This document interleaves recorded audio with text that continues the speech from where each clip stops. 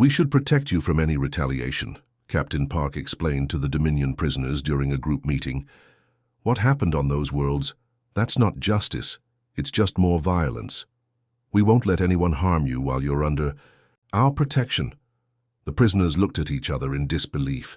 These humans were promising to protect their former enemies from their own victims. It was a level of moral consistency that none of them had ever encountered. Word of this treatment began to spread through Dominion communication networks in ways the Empire's leaders couldn't control. Soldiers who had been prepared to fight to the death rather than face capture started to reconsider. If surrender to humans meant not just survival, but actual dignity and care, then maybe there were alternatives to dying for an empire that had never shown them such compassion. The first defection happened during a skirmish near the Proxima station. A young Dominion officer named Thexela, whose ship had been damaged and was facing certain destruction, broadcast a surrender message directly to the human forces. "I request asylum," she said in broken human language. "I have heard that humans show mercy to prisoners. I want to learn about this mercy." Within weeks, dozens of similar surrenders were happening across the galaxy. Dominion warriors who had spent their lives believing that strength came from conquest were discovering that there might be another way to live. But the real revolution began when Captain Park started establishing communication with the rebel worlds. Instead of offering to help them defeat their former oppressors, he proposed something completely different. "We don't want to rule you," Park explained during a three-way video call with leaders from Zerion Prime and Zalani 7. "We're not here to replace the Dominion with human control. We want to help you build something better, a galaxy where different species work together instead of trying to dominate each other." The rebel leaders were stunned. The old Cathara named Silthan spoke for many when he said, "In all our history, we have never heard of a species that gained power only to give it away. What do you want from us?" "We want to learn from you," Park replied honestly. "Your people have knowledge and abilities that we don't have. The Cathara understand energy manipulation in ways that could revolutionize our technology. The Zalani have organizational skills that could help coordinate aid to refugee populations. We believe that cooperation makes everyone stronger." Han Yu-jin, who had joined the call to discuss food distribution to the refugee populations, added her own perspective. "On Earth, we learned that our greatest achievements came when different cultures shared their knowledge. Some of our best medicines come from plants that one culture discovered and another learned to refine. Our most beautiful art combines techniques from many different traditions." The concept was revolutionary in a galaxy that had been shaped by centuries of Dominion rule. Here was a species that became stronger by lifting others up rather than tearing them down. Instead of seeking to control other worlds, humans wanted to learn from them and share what they had learned in return. Dr. Choi, who was treating refugees from several species, explained it in medical terms that everyone could understand. A healthy body isn't one where one organ dominates all the others. It's one where every part works together, each contributing what it does best for the good of the whole. As news of the human approach spread, something unprecedented began happening throughout the galaxy. Species that had been enemies under Dominion rule started working together. Former slaves began teaching their skills to their former overseers who had defected. Entire star systems started declaring independence, not to create new empires, but to join the growing alliance of worlds that followed the human model. The Dominion Empire, built on fear and domination, was crumbling in the face of something far more powerful. The simple idea that cooperation was stronger than conquest, and that mercy was the greatest strength of all. The crystal spires of Veltar's homeworld caught the light of the twin suns, creating rainbows that danced across the canyon cities just as they had in his childhood. But something was different now. The ancient song winds that played through the crystalline structures carried new melodies, harmonies created by voices from dozens of different worlds. Veltar stood at the center of the Grand Assembly Chamber, a massive crystal dome that had been built to house the first meeting of the Galactic Liberation Council. Representatives from 47 former Dominion worlds filled the chamber, their various forms and colors creating a tapestry of life that would have been impossible just 1 year ago. As the official representative of the reformed Dominion worlds, Veltar looked out at faces that told the story of a galaxy transformed. There was Silthan, the old Cathara whose light music had helped coordinate the early rebellions. Beside him sat Zelandra, a young Zelani whose organizational genius had helped establish the refugee assistance networks that now spanned 3 galactic arms. "Friends," Veltar began, his voice carrying clearly through the crystal chamber's perfect acoustics, "1 year ago most of us were enemies. We fought each other, enslaved each other, and believed that the strong had the right to dominate the weak. Today we gather not as conquerors or conquered, but as equals working toward a common future." Through the chamber's transparent walls, he could see the sprawling camps that had grown around his birth city. These weren't the grim refugee settlements he had expected, but thriving communities where beings from across the galaxy were building new lives together. Cathara engineers worked alongside human technicians to develop better water purification systems. Zelani organizers coordinated with former Dominion officers to establish schools for the thousands of children who had been orphaned by centuries of war. The transformation hadn't been easy. When the Dominion Empire finally collapsed 6 months earlier, it left behind chaos on hundreds of worlds. Entire populations didn't know how to govern themselves after generations of oppression. Economic systems built on slave labor had to be completely rebuilt. And there had been violence, too much violence, as some groups sought revenge against their former oppressors. But through it all, the human example had provided a guide.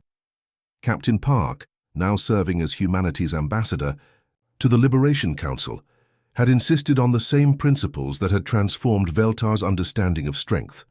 No conquest, only cooperation. No domination, only partnership. No revenge, only justice tempered with mercy. "The humans taught us something revolutionary," Veltar continued his address to the council.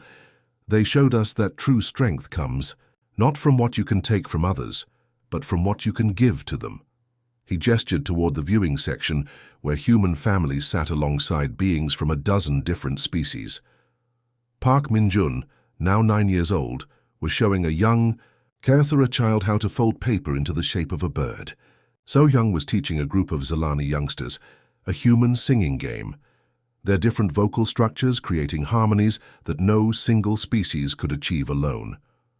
Dr. Choi had established medical training programs that brought together healers from every known species, sharing techniques and knowledge that had been hoarded by the Dominion for centuries. Han Yu-jin had helped create agricultural systems that could feed the diverse nutritional needs of the galaxy's refugees. Engineer Kim had worked with representatives from every member world to develop technology that served life rather than destroying it. But perhaps the most remarkable change was visible in the former Dominion officers who had chosen to join the liberation movement. Commander Yexidol now ran a rehabilitation center for former soldiers, helping warriors learn how to build instead of destroy. The engineer Kolrath had become a teacher, showing young beings how to repair the damage that centuries of war had left across the galaxy. "We face challenges," Veltar acknowledged as he continued his speech.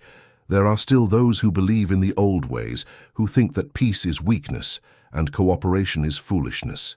There are worlds that haven't joined our alliance, leaders who still dream of empire, and we must be prepared to defend ourselves and others from those who would return to the darkness of conquest." He paused, looking directly at Captain Park, who sat with the human delegation. "But we will not defend ourselves by becoming what we once were. We will not let fear make us forget what we have learned. The humans showed us that an enemy can become a friend, that mercy can triumph over might, that the strongest societies are those that lift everyone up rather than pushing others down." Through the crystal walls, the song winds carried the sound of children's laughter. Human, Cathara, Zelani, and former Dominion young ones playing together in the gardens that had grown around the refugee camps.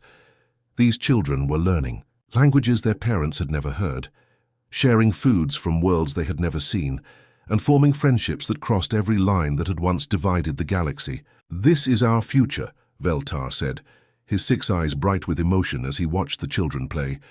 "Not the rule of the strong over the weak, but the cooperation of all beings working together. Not conquest and domination, but exploration and discovery. Not fear of the different, but celebration of diversity. As he concluded his address, Veltar thought about the journey that had brought him to this moment. It had started with a desperate plea for mercy, a message broadcast in desperation as weapons charged for battle. But that plea had become something far more powerful, a declaration that there was another way to live. The Dominion Empire was gone, shattered not by superior weapons or military genius, but by the simple power of showing compassion to an enemy. Human colonies were spreading across the galaxy, but not through invasion. They came by invitation from worlds that wanted to learn the human way of cooperation and mutual aid. The galaxy would never be the same. For the first time in centuries, that was cause for celebration rather than fear.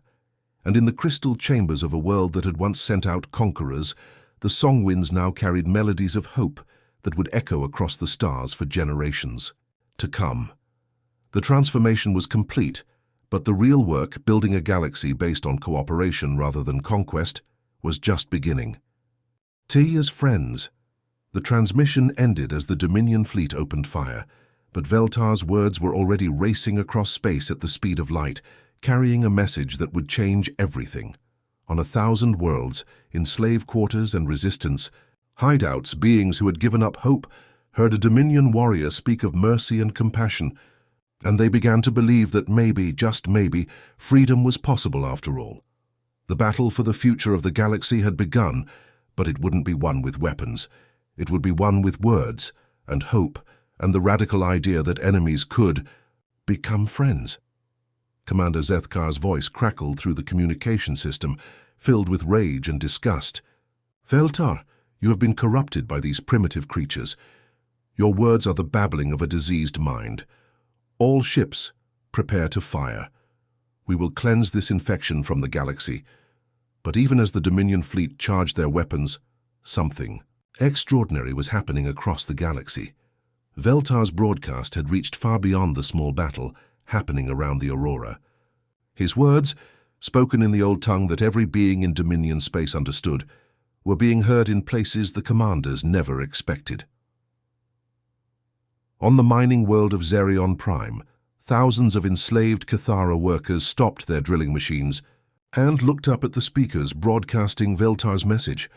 These were the survivors of the species Veltar himself had helped conquer years ago. They had been forced to work in the toxic mines, their beautiful light music silenced by generations of oppression.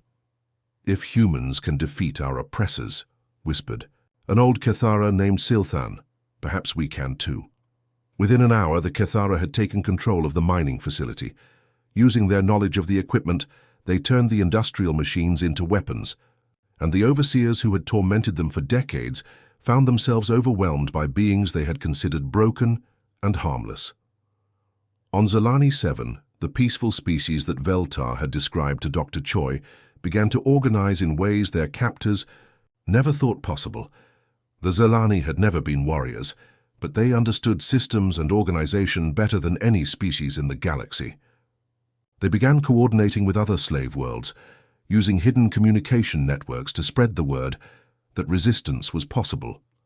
The prison world of Thanox Gamma experienced its first uprising in over 2 centuries when the guards were overpowered by inmates who had heard that somewhere in the galaxy, beings called humans were proving that the Dominion could be defeated.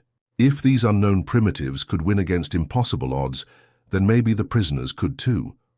Within 6 hours of Veltar's broadcast, 17 worlds were in open rebellion. The Dominion's communication networks were flooded with reports of slave uprisings, facility takeovers, and coordinated resistance movements. Species that hadn't fought back in generations were suddenly working together, sharing tactics and encouraging each other.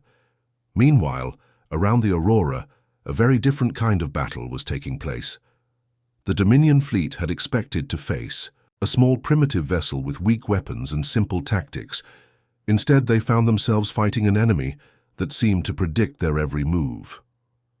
"How are they doing this?" Zethkar demanded as his flagship's attack formation was disrupted by what appeared to be empty space. His ships were running into invisible barriers, having their communications jammed, and finding their weapons targeting systems confused by false readings. The answer was standing right beside Captain Park on the Aurora's bridge. Veltar was sharing everything he knew about Dominion military tactics, while simultaneously learning how humans approached warfare with precision instead of overwhelming force. Your ships always attack in the Delta formation when facing a smaller enemy, Veltar explained to Engineer Kim as she programmed their defensive systems. They expect their opponents to either run or charge straight at them. But if you create false energy signatures here and here, he pointed to positions on her tactical display, their formation will break apart, trying to surround targets that don't exist. Kim's eyes lit up with understanding. And while they're chasing ghosts, we hit them from angles they're not defending. The human approach to combat fascinated Veltar. Instead of relying on bigger guns and stronger shields, they used intelligence, misdirection, and creative thinking. They turned the Dominion's own tactics against them, using their predictability as a weapon. In Dominion strategy, Veltar explained to Captain Park, we overwhelm the enemy with superior force, but you humans, you make the enemy defeat themselves. Park smiled grimly as he watched another Dominion cruiser stumble into one of Kim's gravity traps. Sometimes the best way to win a fight is to make sure your opponent is fighting the wrong battle. As the engagement continued, Veltar found himself experiencing something he had never felt before, pride in being part of a team rather than just following orders.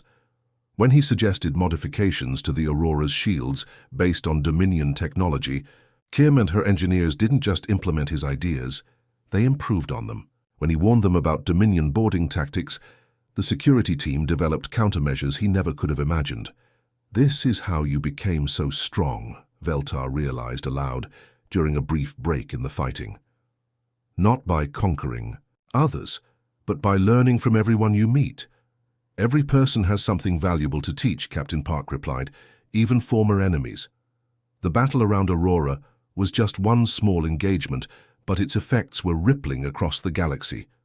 Every report of successful human tactics that reached other worlds gave hope to beings who had thought resistance was impossible. Every Dominion ship that limped away damaged by primitive human technology proved that the mighty Empire could be beaten. On the rebellion worlds, former slaves were learning that they didn't need to become conquerors themselves to be free. They were following the human example Veltar had described, using cooperation instead of domination, precision instead of brutality, intelligence instead of raw force. The transformation had begun, and it was spreading faster than any Dominion fleet could contain. Veltar's plea for mercy had become a galaxy-wide awakening, and the empire that had ruled through fear for centuries was about to discover that hope was the most powerful weapon of all. As the Aurora outmaneuvered yet another attack, Veltar realized that he was no longer just fighting alongside humans. He had become one of them, in every way that mattered. And across the galaxy, millions of beings were making that same choice. During the battle with the Dominion fleet, 3 enemy ships had been disabled by Kim's gravity weapons rather than destroyed. When the fighting ended, the Aurora found itself with 47 Dominion prisoners, officers, engineers, and warriors who expected to face the same brutal treatment they would have given to captured enemies. Commander Yexdal was the highest-ranking prisoner, a battle-scarred veteran who had overseen the conquest of 6-star systems. As human security officers escorted him to what he assumed would be a torture chamber, he prepared himself for the worst. In Dominion culture, captured enemies were interrogated with pain, used as slave labor, or simply executed if they had no useful information. Instead, he found himself in the Aurora's secondary medical bay, where Dr. Choi was treating a wounded Dominion engineer with the same careful attention he had shown Veltar weeks earlier. "Your arm is badly broken," Dr. Choi explained to the engineer, whose name was Kolrath. "I'm going to need to set the bone and put it in a healing cast. This might hurt a bit, but it's necessary for proper healing." Kolrath stared at the human doctor in confusion. "You're helping me?" "Of course," Dr. Choi replied matter-of-factly. "You're injured. That's what medical personnel do. We help injured people regardless of which side they were fighting on." Commander Yexdal watched in amazement as Dr. Choi worked. The human's hands were gentle and skilled, his manner professional but kind. This was nothing like the brutal field medicine practiced by Dominion forces, where wounded enemies were left to suffer. "Why aren't you torturing us for information?" Yextal finally asked, unable to contain his confusion any longer. Dr. Choi looked up from his work, genuinely puzzled by the question. "Why would we do that? Torture doesn't produce reliable information anyway. People will say anything to make pain stop. Besides, it's not who we are." The concept was so alien to Yextal that he almost couldn't process it. In his experience, power meant the ability to inflict suffering on those weaker than yourself. Yet these humans, who had just defeated a superior Dominion force, were using their power to heal rather than harm. The treatment of Dominion prisoners became even more remarkable as the days passed. Security Chief 1 made sure they received proper food adapted for their various biologies. The human crew didn't mock them or seek revenge for the attacks on their ship. Children aboard the Aurora even drew pictures for some of the younger prisoners, the same innocent kindness they had shown to Veltar. But perhaps most shocking of all was what happened when news of the rebellion reached the Aurora. Messages came in from the 17 worlds that had risen up against Dominion rule, some of them describing violent revenge taken against former overseers and guards. "Lactic arms," Veltar said, his 6 eyes staring at nothing as he remembered. "Hundreds of star systems, thousands of worlds. When we find a species that might resist us, we don't just defeat them, we erase them completely." He described worlds that had been strip-mined until they were nothing but hollow shells floating in space.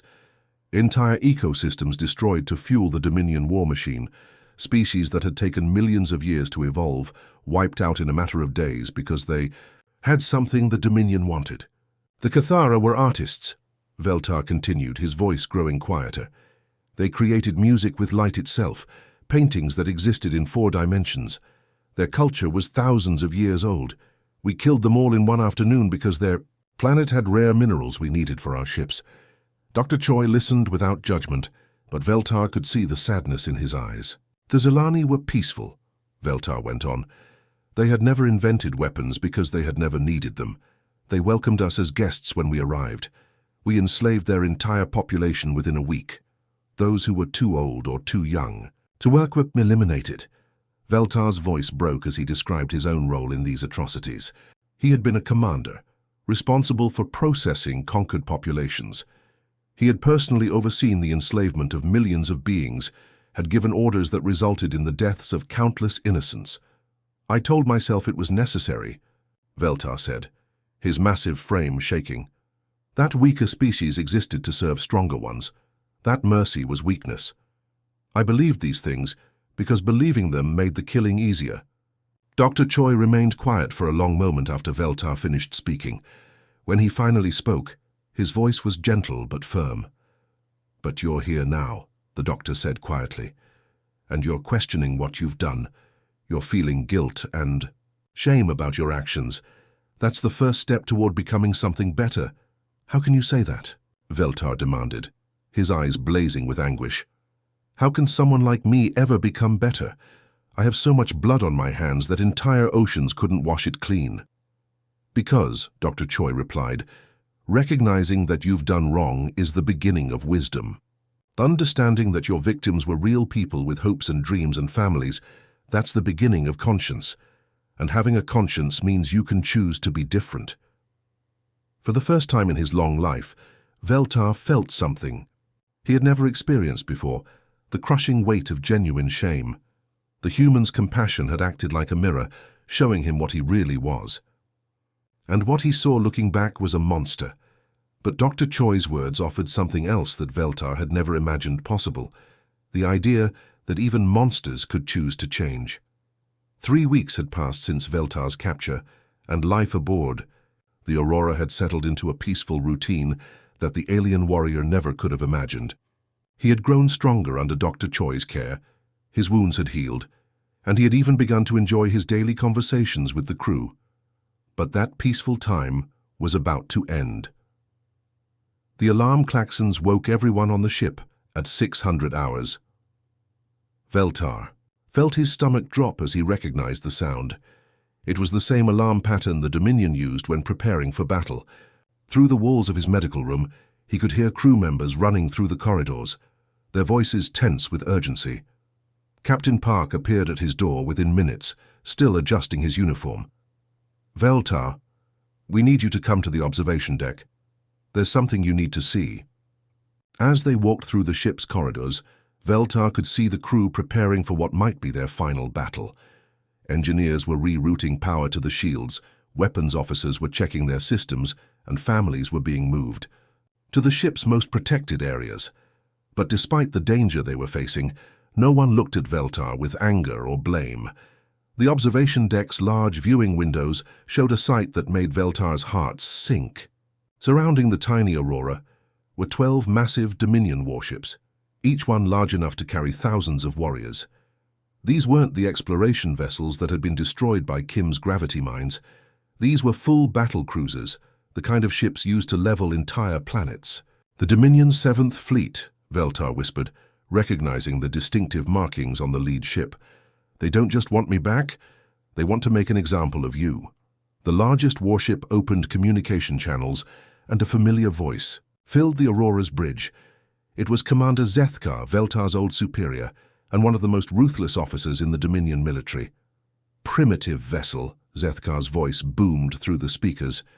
"You are harboring Dominion property. Return our warrior immediately, and your deaths will be quick. Resist and we will make your entire species suffer for your insolence." Captain Park stepped forward to respond, but Veltar held up one of his 4 hands. "Please," he said quietly. "Let me handle this." Veltar looked around the observation deck at the humans who had become his friends. He saw Engineer Kim, who had patiently explained human technology to him.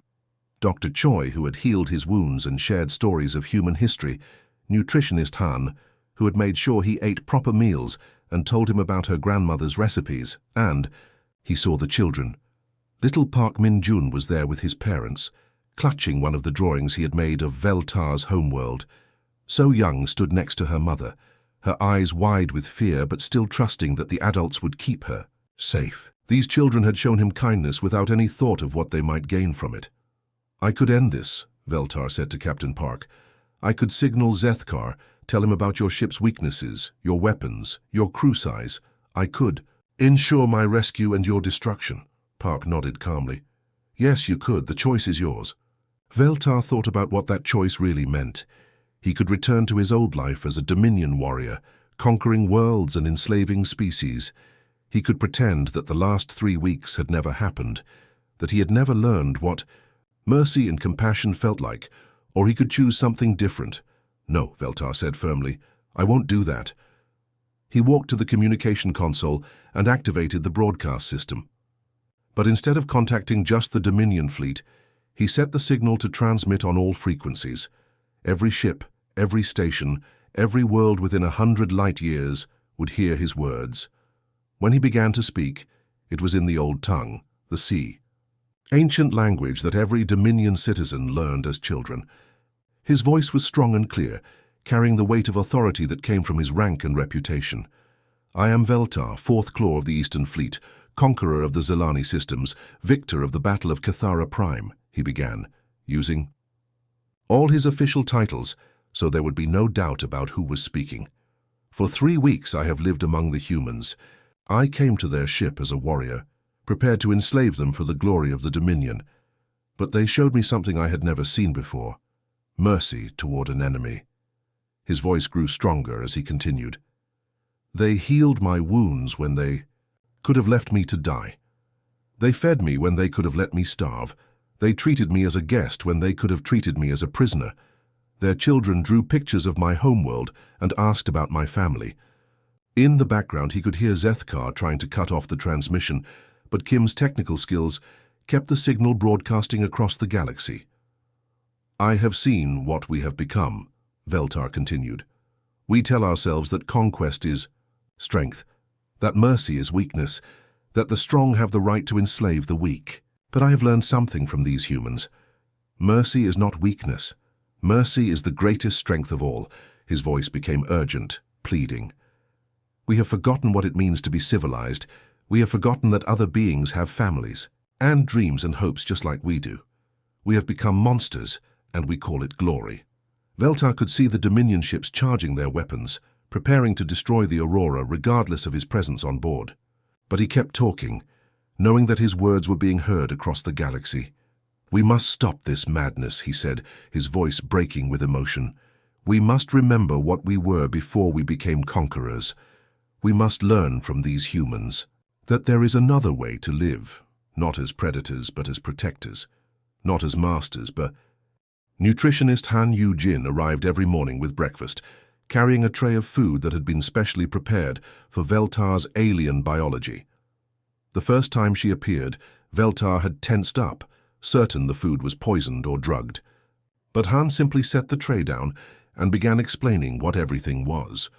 "This blue paste is made from algae that should be safe for your digestive system," she said cheerfully, pointing to different items on the tray. "We analyzed your blood samples and figured out what nutrients you need. The purple drink is water, mixed with minerals from your homeworld's atmosphere composition." Veltar stared at her in disbelief.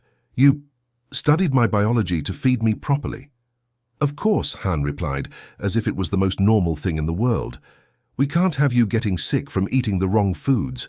That wouldn't be very hospitable." She went on to explain human eating customs, how families gathered for meals, how different cultures on Earth had different foods and traditions. She talked about her grandmother's recipe for kimchi, and how food was a way humans showed care for each other. Veltar listened, fascinated despite himself, because in Dominion culture, eating was just about survival. The idea that food could be about kindness was completely foreign to him. What made everything even stranger was the children. The Aurora was a research vessel, which meant some of the crew had brought their families along for the long mission. Veltar first encountered the children when 8-year-old Park Min-jun peeked into his medical room. "Wow, you're really big," the boy said with the kind of honest amazement that only children possess. "Do all aliens look like you?" Before Veltar could respond, more children appeared, Lee So-young, Kim Tae-ho, and several others. Instead of being frightened by his towering frame, black skin, and 6 glowing eyes, they bombarded him with questions. "What's your planet like?" asked So-young. "Do you have families? Do you play games?" To his own surprise, Veltar found himself answering. He described his homeworld, the crystal spires that grew from the ground like frozen music, the way the twin suns made everything sparkle during the day, the singing winds that played melodies through the canyon cities. The children listened with wide eyes and then ran off to draw pictures. They came back hours later with colorful drawings of crystal cities and alien families, asking if they had gotten the details right. Little Tae-ho had drawn a picture of Veltar with what looked like smaller versions of himself, labeled Veltar's family. "Do you miss them?" So-young asked innocently. "Your family, I mean." The question hit Veltar like a physical blow. He hadn't thought about his birth family in decades. Dominion warriors were taken from their families young and taught that the Empire was their only family. But now, looking at this child's drawing, he remembered faces he hadn't allowed himself to think about in years. Captain Park's daily visits were perhaps the most confusing part of Veltar's experience. Every afternoon, the captain would stop by, not with questions about military secrets or demands for information, but just to talk. He would sit in the chair next to Veltar's bed and share stories about Earth. "The sky is blue there," Park would say, his eyes distant with memory. "And when it rains, you can smell the Earth afterwards. We have places called forests where millions of trees grow together, and oceans so vast you can't see the other side." Park asked about Veltar's world too, and seemed genuinely interested in the answers. He wanted to know about the singing winds, about how the crystal cities were built, about what it felt like to live under twin suns. These weren't the questions of an interrogator looking for weaknesses. They were the questions of someone who was simply curious about another person's life. "I had a family once," Veltar found himself saying one day, the words coming out before he could stop them.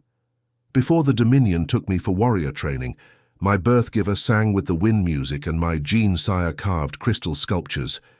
Park smiled sadly. "Do you think about them often?" "I was taught not to," Veltar admitted. "Warriors are not supposed to have attachments to anything but the Empire." "That sounds lonely." Park said quietly. The word lonely stuck in Veltar's mind. He had never thought of his life that way before, but now he couldn't stop thinking about it. Had he been lonely for all these years without realizing it? The most shocking moment came when Security Chief 1 visited. Veltar tensed up immediately. He knew security chiefs were usually the ones who handled interrogation and torture. 1 was a stern-looking woman with sharp eyes, exactly the type of person who would use pain to get information. I'd like to ask you some questions about Dominion military tactics, 1 said directly, settling into the chair beside his bed. This was it. This was when the real treatment would begin. Veltar steeled himself and looked 1 straight in the gay eye. I will tell you nothing about Dominion strategies, he said firmly. 1 nodded calmly. I understand. That's your right as a prisoner of war, though we prefer to think of you as a guest. She paused for a moment, then did something that shattered every expectation Veltar had. She pulled out a small cup and a steaming pot. Would you like some tea instead? It's made from earth plants, but our nutritionist says it should be safe. For you. Veltar stared at her in complete bewilderment. You're not going to torture me for information. We would never force information from a guest, 1 replied simply, pouring the tea. That's not who we are. That word again. Guest. Long after 1 left, offering him books to read if he got bored, Veltar lay staring at the ceiling, trying to understand what kind of people treated their enemies as guests. During one of his regular medical checkups, Dr. Choi did something that surprised Veltar. Instead of just examining his healing wounds and checking his vital signs, the doctor sat down and began talking about Earth's history. But these weren't the glorious stories of human achievements that Veltar might have expected. You know, Dr. Choi said while adjusting Veltar's IV drip, humans haven't always been the way we are now. We've done terrible things to each other throughout our history. Veltar's 6 eyes focused on the doctor with curiosity. In Dominion culture, you never admitted weakness or past failures to an enemy. It was a sign of vulnerability that could be exploited. Dr. Choi pulled up holographic images on his medical tablet, showing scenes from Earth's past. We had slavery for thousands of years, people owning other people, treating them like property. We fought wars that killed millions over land, resources, and ideas. We committed genocide, completely wiping out entire groups of people because we thought they were different or dangerous. The images were disturbing even by Dominion standards. Veltar saw humans chained together, crowded into ships like cargo. He saw battlefields covered with bodies, cities reduced to rubble, and concentration camps where people were systematically murdered. We polluted our own planet so badly that we almost destroyed it, Dr. Choi continued. We cut down entire forests, poisoned our oceans, and filled the air with toxins. For a long time, we were our own worst enemy. Veltar was confused by this confession. Why are you telling me this? In war, you do not reveal your people's weaknesses. Dr. Choi smiled sadly. Because understanding our past helps explain who we are now. The important part isn't the terrible things we did. It's that we chose to change. He showed Veltar more images, but these were different. Humans working together to rebuild destroyed cities, people of different colors and cultures, cooperating, forests being replanted and oceans being cleaned. We realized that our strength didn't come from conquering others, Dr. Choi explained. It came from working together, from lifting each other up instead of tearing each other down. We learned that diversity makes us stronger, not weaker. Veltar listened in silence, processing this information. The concept of choosing to become better was foreign to him. In Dominion culture, strength was everything, and strength meant domination over others. The biggest change came when we started exploring space, Dr. Choi continued. When we saw Earth from orbit for the first time, we realized how small and precious our world was. It changed our perspective on everything. For several days, these conversations continued. Dr. Choi shared stories of how humans had overcome racism, how they had learned to resolve conflicts without violence, how they had transformed from a species that destroyed its own planet into one that explored the galaxy, with curiosity instead of conquest. Finally, Veltar couldn't stay silent anymore. The weight of what he had heard, combined with the kindness he had been shown, broke down barriers he had built over centuries of military conditioning. "You want to know about terrible things?" Veltar said one day, his deep voice heavy with emotion. "I will tell you about the Dominion." Dr. Choi set down his medical instruments and listened as Veltar began to speak about horrors that made even Earth's dark history seem small in comparison. "We have conquered 3 entire GA." Most instantly. 3 hours later, the Dominion rescue fleet arrived exactly where Veltar's distress signal had originated. 6 massive warships, each one capable of destroying entire planets, dropped out of hyperspace, ready for battle. They expected to find their warriors' damaged ship and maybe a few primitive vessels to crush. Instead, they found what looked like empty space with some floating debris. The fleet commander was confused but not worried. Dominion sensors were the best in the galaxy. They would find whatever had happened to their missing warrior. But as the 6 warships moved closer to investigate, they triggered the gravitic mines that Kim had positioned so carefully. The mines didn't explode like normal weapons. Instead, they created massive gravity fields that pulled and twisted everything around them. The advanced Dominion shields, designed to stop energy weapons and physical projectiles, were completely useless against gravity itself.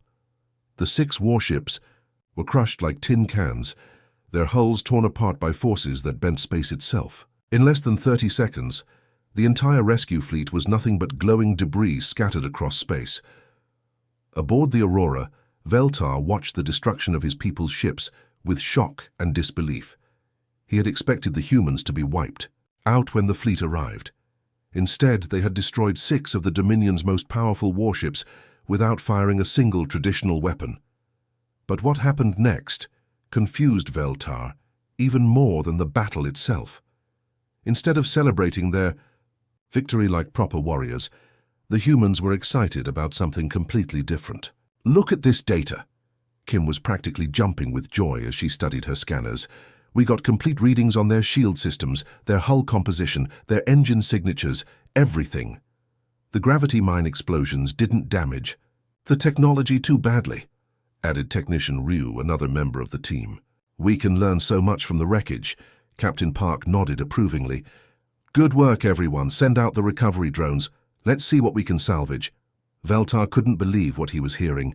These humans had just won a major victory against the mighty Dominion fleet, and they weren't celebrating the battle or counting their defeated enemies. Instead, they were excited about learning new things. In Dominion culture, victory meant domination. When they conquered other species, they took slaves, resources, and territory. But these humans seemed more interested in taking knowledge. They wanted to understand how Dominion technology worked, not just destroy it. "Why?" Veltar asked Captain Park, his voice weak but filled with genuine confusion. "Why do you want to learn from us instead of just killing us?" Park looked at the alien warrior with something that might have been pity. "Because that's how we grow stronger," he said simply. "Not by destroying others, but by understanding them." This concept was completely alien to Veltar, and it terrified him more than any weapon could have. The doors to the human medical bay slid open with a soft whisper, and Veltar was carried inside on a floating stretcher. His 6 orange eyes darted around the room, taking in every detail. This was where they would torture him for information, he was certain of it. Every warrior knew what happened to prisoners of war. But the medical bay looked nothing like the interrogation chambers he knew from Dominion ships. Instead of cold metal tables with restraining clamps and pain devices, he saw clean white walls, soft lighting, and equipment that hummed quietly. The air smelled clean, with a faint scent of something that reminded him of the healing gardens on his homeworld. Dr. Choi Min-ho approached the stretcher, his movements slow and deliberate. He was a middle-aged human with gentle eyes and steady hands. Veltar tensed his massive frame, preparing for the pain that was surely coming. In his experience, medical personnel were often the cruelest interrogators. They knew exactly how to cause the most suffering. "Easy there, big guy," Dr. Choi said softly, his voice calm and reassuring. "Nobody's going to hurt you here. I just need to look at these wounds." Veltar didn't believe him. Words meant nothing. It was actions that revealed true intentions. He watched carefully as the doctor began examining his injuries. expecting the healing process to be a cover for something much worse. But Dr. Choi simply began cleaning the silver blood from Veltar's wounds with warm, damp cloths. His touch was gentle, almost careful, as if he was worried about causing unnecessary pain. When he applied the healing gel, it felt cool and soothing against Veltar's torn skin. The alien warrior had never experienced anything like this. In Dominion culture, showing pain was weakness, and treating an enemy's injuries was unthinkable. If a Dominion warrior was captured, they expected torture, interrogation, and eventual death. Mercy was something that only existed in old stories. That parents told children. This might sting a little, Dr. Choi warned before applying a stronger healing compound to a deep cut on Veltar's arm, but it'll help the wound seal properly. Veltar braced himself, but the medicine didn't sting at all. Instead, it created a warm, tingling sensation as his skin began to knit back together. He watched in amazement as technology that looked primitive compared to Dominion medicine actually worked better than anything he had ever experienced.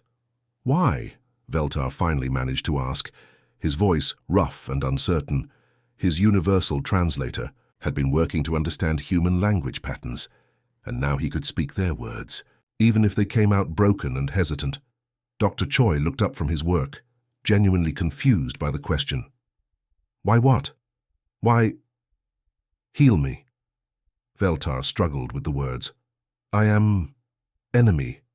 I would have made you slaves. The doctor paused in his work, considering the question seriously. Then he smiled, an expression that Veltar had never seen directed at a prisoner before. Because you're hurt, Dr. Choi replied, as if the answer was the most obvious thing in the world. And because healing is what we do. Veltar's translator worked on those words for several seconds, trying to make sense of them. The concept was completely foreign to everything he had been taught. In Dominion space, you healed your own people and left enemies to suffer.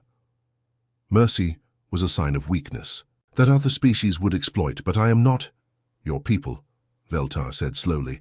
No, Dr. Choi agreed, returning to his work on the alien's wounds. But you're still a living being who's in pain. That's enough.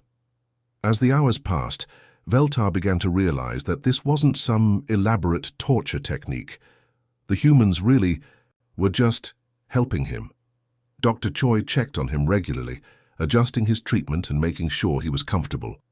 Nurses brought him water that had been carefully tested to make sure it was safe for his biology to drink. What confused Veltar even more was the guards that Captain Park had posted outside his medical room. He had expected them to be there to prevent his escape or to intimidate him. But when he overheard their conversations, he realized they were there for a completely different reason. Make sure no one bothers our guest, he heard Captain Park tell the guards. Some of the crew are curious about our visitor, but he needs rest to heal properly. Guest. They were calling him a guest, not a prisoner. Veltar had conquered dozens of worlds and enslaved countless species, but he had never been treated as a guest by his enemies. The Dominion didn't even treat their own wounded with this level of care and respect. When Dr. Choi returned for his evening checkup, Veltar was staring at the ceiling, his mind wrestling with concepts that didn't fit into his understanding of the universe. How are you feeling? The doctor asked, checking the readings on his medical scanner. Confused, Veltar answered honestly. In Dominion, wounded enemies die, or become slaves if useful. He gestured weakly around the medical bay. This is not normal. Dr. Choi sat down in a chair next to the bed, something no Dominion officer would ever do with a prisoner. Maybe what's normal isn't always what's right, he said quietly. We've learned that taking care of others, even our enemies, usually works out better for everyone in the long run. Veltar turned his 6 eyes to study the human doctor. Your people are strange. Yeah, Dr. Choi chuckled. We get that a lot. But strange isn't always bad, is it? For the first time in his long life as a Dominion warrior, Veltar wasn't sure how to answer that question. As the days went by on the human ship, Veltar began to experience something he had never encountered in his centuries of life as a Dominion warrior. A daily routine that made no sense to him at all. Every morning he woke up expecting interrogation, torture, or at the very least some kind of punishment for being an enemy. Instead, what he got was something far more confusing. The research vessel Aurora moved quietly through the darkness of space, far from any human world. Inside the ship, Communications Officer Lee sat at his station, listening to the usual static and background noise of deep space. It was supposed to be another boring day of routine patrol, but then something changed.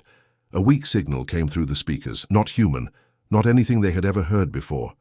Lee's hands moved quickly over his controls, trying to clean up the signal. His heart started beating faster as he realized what he was hearing. This was a distress call, but it wasn't from any human ship. "Captain Park to the bridge, emergency," Lee called over the intercom. Within minutes, Captain Park Jin-ho arrived, still adjusting his uniform. He was a calm man who had seen many strange things in space, but the look on Lee's face told him this was different. Park studied the readings on Lee's screen. The signal was coming from a ship about 2 kilometers away, but it was completely invisible to their normal sensors. Whatever technology this ship used was far beyond human understanding. The energy patterns were unlike anything in their databases, and the materials the ship was made from didn't match any known elements. "Sir, regulations say we should report this to command and wait for orders," Lee said nervously. He knew they were supposed to avoid contact with unknown alien species without proper authorization. Captain Park looked at the readings again. The distress signal was getting weaker. Whatever was on that ship might be dying while they waited for orders from Earth. He made a decision that would change everything. "Get Engineer Kim and assemble a boarding party," Park ordered. "Full protective gear and recording equipment. If we're making first contact, we're going to do it right." 20 minutes later, Engineer Kim So-ra was leading a team of 5 humans through the airlock connecting their ship to the alien vessel. Kim was known throughout the fleet for her ability to understand any technology, no matter how strange. If anyone could figure out alien systems, it was her. The moment they stepped inside the alien ship, they knew they were somewhere completely different. The air was thick and hard to breathe, even through their filters. It smelled like sulfur, mixed with burning metal and something sweet that made their stomachs turn. The walls weren't made of metal like human ships. They looked like giant crystals that grew together, creating smooth, curved passages. Emergency lights flashed red and blue along the walls, casting weird shadows that moved and danced as the team walked deeper into the ship. Their footsteps echoed strangely, as if the crystal walls were singing back to them. Kim's scanner was going crazy, detecting energy sources and materials that shouldn't exist. "The ship's core should be this way," Kim whispered into her radio, following the strongest energy readings. The team moved carefully through corridors that seemed designed for beings much larger than humans. When they reached the ship's central chamber, they stopped in shock. The room was huge, with crystal formations growing from floor to ceiling like an underground cave. Broken machinery sparked and smoked around the edges, and in the center, lying in a pool of silver liquid, was something that definitely wasn't human. The alien was enormous, at least 8 feet tall, with skin that looked like polished black stone. 4 powerful arms stretched out from a body that was built like a warrior. Silver blood flowed from wounds across his chest and legs, pooling on the crystal floor beneath him. As the humans approached, the alien's eyes opened. Not 2 eyes like humans, but 6 of them, glowing orange like small suns. He tried to sit up, his forearms pushing against the floor as he struggled to stand. In one hand, he held a weapon that hummed with dangerous energy. The alien spoke, his voice deep and harsh, making sounds like grinding rocks and hissing steam. The human's universal translator, a device that could understand most languages, caught fragments of his words. What it translated made their blood run cold. Primitive creatures and perfect for slave labor. The Dominion will be pleased. So many new workers for the mines. The alien, whose name was Veltar, though the humans didn't know it yet, was looking at them like a farmer might look at cattle. To him, these small, weak-looking beings would be perfect slaves for his empire. He had seen dozens of species conquered by the Dominion, and these humans looked even easier to defeat than most. But as Veltar raised his weapon and prepared to capture these primitives, something unexpected happened. The humans didn't run or beg for mercy like other species usually did. Instead, They calmly raised their own weapons, their movements quick and precise. For the first time in his long career as a Dominion warrior, Veltar felt a chill of uncertainty. These beings moved like soldiers, not like the helpless primitives he had expected. Their weapons might look simple compared to Dominion technology, but they were pointed at him with steady hands. Maybe, just maybe, he had made a terrible mistake. About these strange creatures called humans, as soon as Veltar hit the ground, wounded and defeated, his armor automatically sent out a distress signal to the Dominion fleet. This was standard procedure. When a warrior was in trouble, help would come quickly and violently. The signal would tell his commanders exactly where he was and what had happened, but engineer Kim Sora was already 3 steps ahead. While her teammates kept their weapons trained on the alien warrior, she had her portable equipment out, scanning the air around them. Her devices picked up the distress signal the moment it started broadcasting. "Got it," Kim muttered, her fingers flying over her control pad. Jamming their communications now. Veltar watched in growing confusion as the small human female worked with her primitive-looking tools. How could these creatures possibly interfere with Dominion technology? Their equipment looked like toys compared to his people's advanced systems. Yet somehow his distress beacon was being blocked. Kim wasn't just jamming the signal, she was learning from it. Every piece of alien technology was like a puzzle to her, and she loved solving puzzles. As she worked, she began to understand how Dominion communications worked, how their ships talked to each other, and most importantly, how to stop them from talking at all. "Captain Park," Kim called over her radio, "I'm reading massive energy signatures heading our way. At least 6 large vessels, probably warships. They'll be here in about 3 hours. Park's voice came back calm and steady. "Understood. Begin Operation Mousetrap immediately." Veltar didn't understand what Operation Mousetrap meant, but he soon found out. As the humans carried him back to their ship for medical treatment, he watched through the windows as they did something impossible. They were moving his massive warship. Using their tiny vessel's tractor beams and some kind of gravity manipulation technology, the humans dragged Veltar's ship away from where it had been floating. But they didn't just move it, they replaced it with something else. Dozens of small dark objects that looked like space rocks were positioned exactly where his ship had been. "What are those?" Veltar asked weakly in his broken human language. "Gravitic mines," Kim explained cheerfully, as if she was talking about her favorite hobby. "We took the idea from your ship's gravity drive and made it into a weapon. Pretty clever, right?" Veltar was horrified. These humans had studied his technology for less than an hour and had already figured out how to turn it into a trap. The Dominion had spent centuries perfecting their gravity manipulation systems, and these primitives had understood it all.